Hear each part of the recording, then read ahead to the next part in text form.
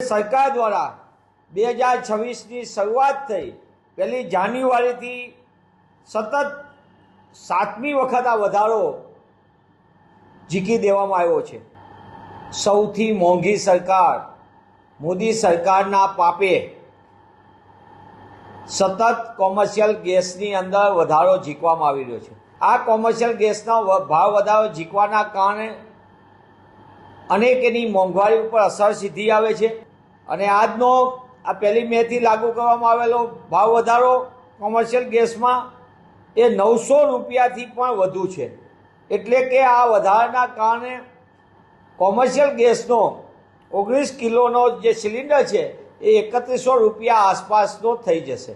એટલે કે જે સિલિન્ડરનો ભાવ 1 જાન્યુઆરી 2026થી શરૂ થતો હતો તે સમયથી લઈને આજ દિન સુધી 1 મે સુધીમાં 1500 રૂપિયા જેટલો વધારો, એટલે કે લગભગ બમણા ભાવ કોમર્શિયલ ગેસના કરી દેવામાં આવ્યા છે।